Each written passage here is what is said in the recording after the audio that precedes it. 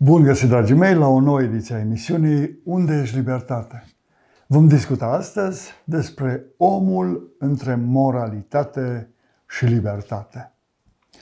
Am fost întrebat dacă se poate vorbi despre moralitate ignorând valorile morale divine. Filozoful român Petre Țuțea crede că năzuința omului spre absolut, adică spre Dumnezeu, face posibilă înțelepciunea pe pământ în toate sferele existenței umane. Se pare că nu putem vorbi despre înțelepciune, moralitate, despre libertatea spiritului, fără a implica și prezența lui Dumnezeu și a legii sale morale. Adică trebuie să gândim desăvârșirea noastră spirituală și morală dintr-o perspectivă divină. Perspectiva pe care ne oferă Sfânta Scriptură, cred că este singura care poate îmbrăca haina obiectivității, haina perfecțiunii și a absolutului divin. Filozoful german Immanuel Kant spune că existența lui Dumnezeu este o condiție de sens pentru ansamblul moralei practice. E implicată în orice exercițiu al moralității și al libertății.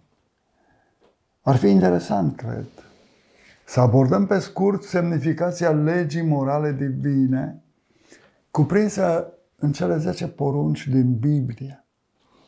Pentru că aceasta stă nu doar la temelia codurilor de etică și morală, ci și la baza codurilor de legi promovate de societatea umană în lumea modernă.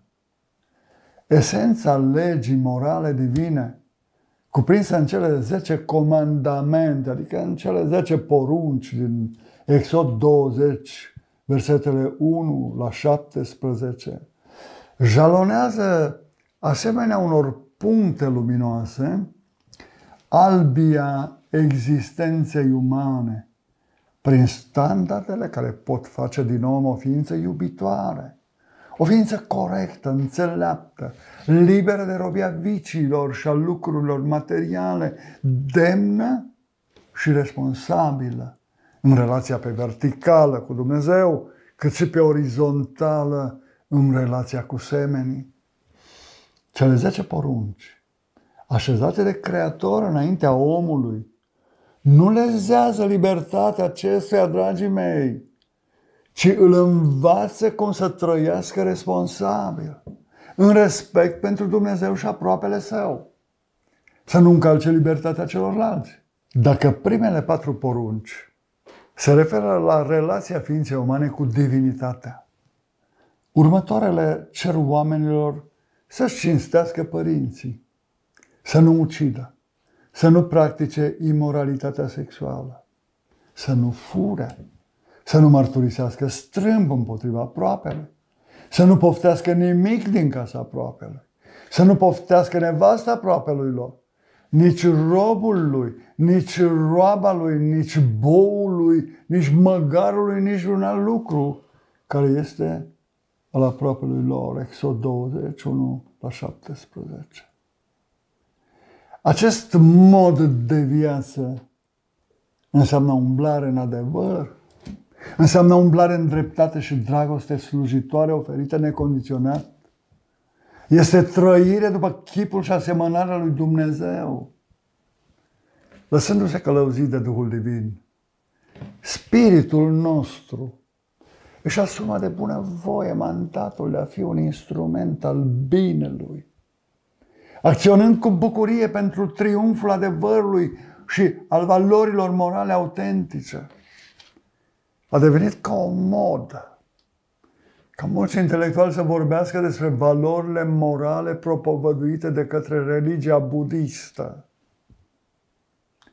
Budiștii vorbesc despre 10 non-virtuți.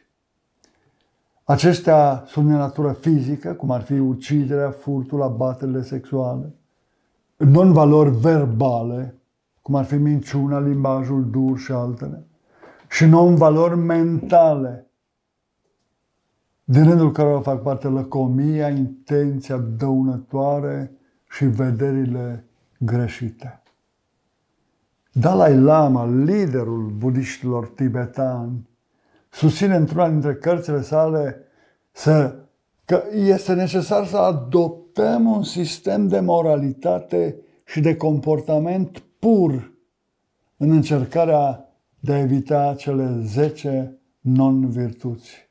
Mi se pare că prin legea morală divină Dumnezeu întinde omului o mână de ajutor ca să poată respinge aceste non-valori, oferindu-i alternative pentru restaurare.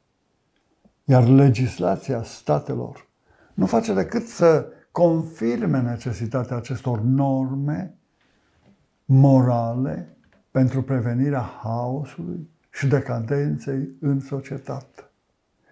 Multor oameni le scapă din vedere faptul că standardele morale cuprinse în cele 10 comandamente ale religiei iudaice, în învățăturile creștine, cât și în alte religii, sintetizează în fapt morala divină, oferită ființei umane ca o șansă de restaurare. Ele transcend timpul și granițele dintre popoare, având un caracter universal valabil care poate însănătoși moral ființa umană, punând la temelie dragostea slujitoare, capabilă să practice necondiționat jertfa de sine. Așa cum am menționat mai sus, principiile morale divine au fost așezate de-a lungul timpului la baza legislației lumii moderne, dar mulți oameni le resping din ignoranță și din lipsă de cunoaștere, fiind deranjați doar pentru faptul că aparțin sferei religioase și sunt aduse în atenția publică de către teologi sau credincioși practicanți. Cred că ar merita să înțelegem ce vede un credincios în valorile morale divine. Spiritul omului restaurat moral și spiritual prin credință vede în comandamentele legii morale divine malurile care ajută fluviul să-și împlinească sensul și scopul existenței sale. Adică acela de a se contopi cu cerul în imensitatea oceanului. Standardele morale divine nu sunt un juc, dragii mei, sunt un îndreptar de natură etică pe care Dumnezeu îl oferă ca alternativă de viață, fără să-l impune cu forța. Când omul își găsește plăcerea în împlinirea legii morale divine, bucuria din ceruri coboară în inima lui.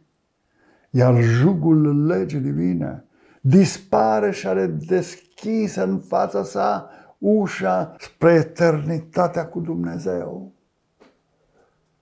Punctul final al pelerinajului nostru este țărmul spiritual al existenței.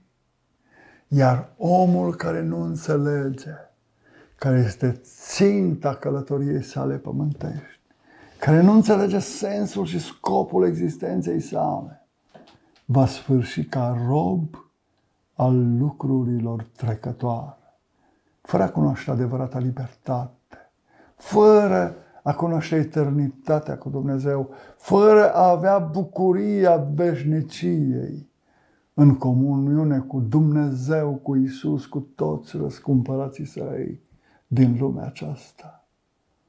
Dragii mei, regret că timpul acordat întâlnirii noastre de astăzi a expirat. Vă mulțumesc pentru atenție. Vă dau întâlnire săptămâna viitoare la o nouă ediție a emisiunii Unde ești libertate?